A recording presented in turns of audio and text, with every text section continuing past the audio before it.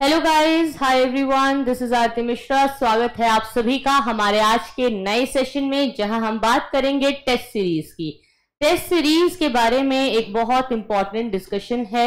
सबसे पहले test series क्या है, कितने प्रकार की है, ये समझिए। देखिए, टेस्ट सीरीज जो होती हैं ये हम क्यों लेते हैं? टेस्ट सीरीज लेने का मतलब क्या है कि हम लोगों को एक सीरीज मिले टेस्ट देने के लिए। ठीक है, इसका मतलब क्या है? श्रृंखला है, एक टेस्ट दे रहे हैं आप, लगातार टेस्ट देकर के चेक कर रहे हैं। दो प्रकार की टेस्ट सीरीज होती है, प्रीलिम्स के लिए और मेंस के लिए। तो पहले कौन सी देनी चाहिए?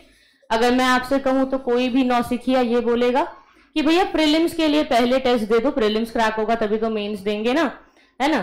तो ये एक बहुत छोटी सी गलती है जो सभी स्टूडेंट्स करते हैं कि पहले प्रीलिम्स का टेस्ट देते हैं, प्रीलिम्स के ऊपर फोकस्ड रहते हैं, प्रीलिम्स की फोकस के हिसाब से तैयारी करते हैं और फिर बाद में मेंस की तैयारी शुरू करते हैं।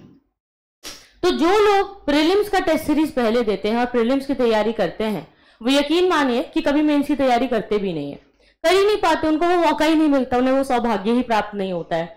वो सौभाग्य इसीलिए प्राप्त नहीं होता है क्योंकि इसको ऐसे समझो, मेंस है आपकी, समझ लो कि सब्जी। ठीक है, मम्मी कभी आपकी वेजिटेबल्स बनाती होंगी, सब्जी बनाती होगी, कोई डिश बनाती होंगी, तो रोटी सब्जी बनाते वक्त पहले सब्जी बनाई जाती है और रोटी जो है गरम गरम खाई जाती है। तो रोटी जब खानी है तब बनाई जाती है। आपने कभी देखा है कि कोई पहले रोटी बना के रख दे और बाद में सब्जी बनाने की तैयारी करे?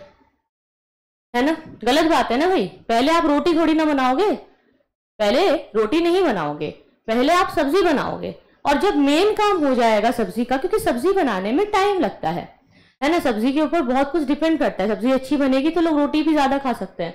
सब्जी का अच्छा बनना, सब्जी का सही बनना, सब्जी का प्रिपेयर होना पहले जरूरी है। जब सब्जी बन जाएगी तब हम लोग रोटी बनाएंगे।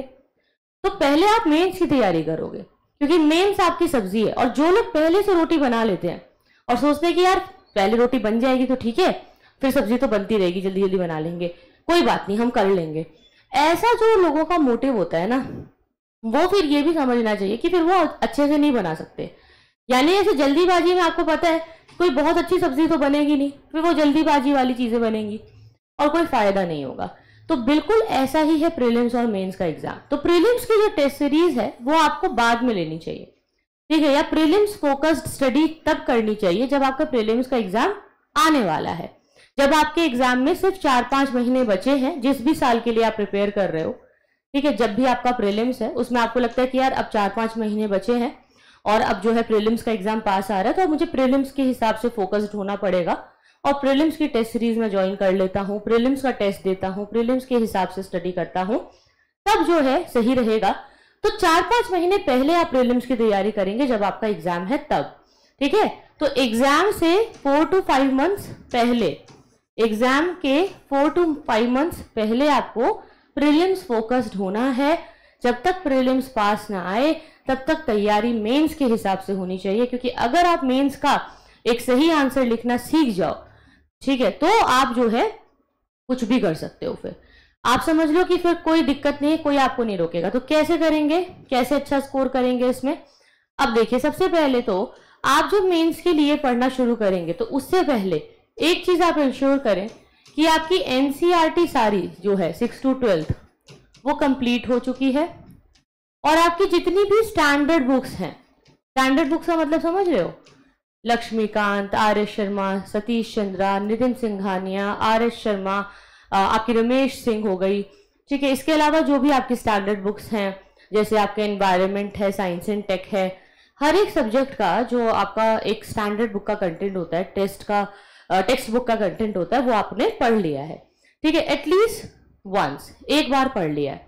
अगर आपने एक बार पढ़ लिया है तो फिर आप टेस्ट सीरीज ज्वाइन कर सकते हो। इसको पूरा पढ़ने में आपको लगभग 6-7 महीने लग जाएंगे। तो पहले से एकदम से जंप मत करो, अपने आप को टाइम दो, 6-7 महीने पहले अपनी सारी बुक्स कवर कर लो स्टैंडर्ड और सारी एनसीईआरटी पढ़ लो। उसके बाद मेंस का आंसर जो है लिखना शुरू करो, या फिर टॉपिक वाइज भी आप मेंस का आंसर लिख सकते हो। जैसे मान लो कि आपने हिस्ट्री पूरा पढ़ लिया, बेसिक्स भी हो गया, एडवांस भी हो गया, तो आप हिस्ट्री की टेस्ट सीरीज दे सकते हो। हिस्ट्री के जो क्वेश्चन है वो आप सॉल्व कर सकते हो। फिर आप जब दूसरा सब्जेक्ट पढ़ लोगे तो फिर दूसरे का करना। तो साइमल्टेनियसली आप टॉपिक वाइज भी कर सकते हैं, समझ रहे हो। साइमल्टेनियसली अगर आप चाहो तो टॉपिक वाइज भी कर सकते हो। फिर जब आप मेंस का आंसर लिखने लगोगे और आपको लगेगा कि हाँ मेंस में मैं अच्छा लिख रहा हूँ और प्रीलिम्स पास आ रहा है, तब आप प्रीलिम्स की टेस्ट सीरीज ज्वाइन करोगे। हमेशा टेस्ट सीरीज का जो सिलेबस होता है वो ध्यान रखोगे। जैसे अगर संडे को टेस्ट है तो उन्होंने बताया होता है कि ये सारे टॉपिक्स के टेस्ट आने वाले हैं, उन टॉपिक्स को बहुत सिंसियरली कवर करो और ऐसा सोच करके कवर करो कि मुझे मैक्सिमम अटेम्प्ट करना है, ठीक है, ज्यादा से ज्यादा अटेम्प्ट करने की कोशिश करो, ठीक है। स्कोरिंग पे ध्यान मत दो, अटेम्प्ट पर ध्यान दो। जितने हो सके क्वेश्चंस आप प्रीलिम्स में और मेंस में अटेम्प्ट करने की कोशिश दो। अपना टाइम लिमिट और वर्ड लिमिट को फॉलो करो, अपना फॉर्मेट सही रखो, अपनी क्वालिटी इंप्रूव करो। और आपका यहाँ पे स्कोरिंग का मकसद नहीं है, अपने आप को इंप्रूव करने का मकसद है। इस मकसद के साथ आप टेस्ट सीरीज ज्वाइन करें। पहले आप मेंस के ऊपर फोकस करें, मेंस की टेस्ट सीरीज लें, आंसर लिखना सीखें। जब प्रीलिम्स का समय नजदीक आए तब आप एमसीक्यू की प्रैक्टिस करें। ये सही तरीका है। टेस्ट सीरीज को सिंसियरिटी के साथ लीजिए। पहले जो भी टॉपिक का टेस्ट सीरीज होने वाला है उसका सिलेबस पढ़िए, ठीक है, क्या सिलेबस है, किस चीज का टेस्ट है, उस टॉपिक को पहले अच्छे से कवर करें।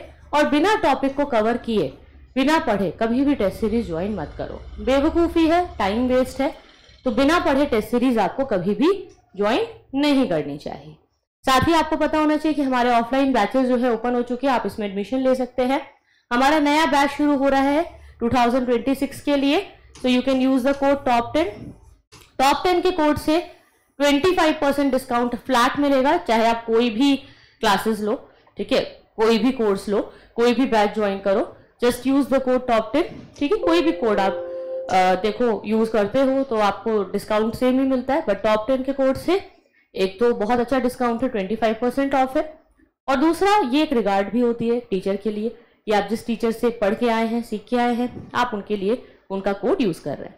तो you can use the code top ten. आज के लिए इतना ही guys, thank you so much.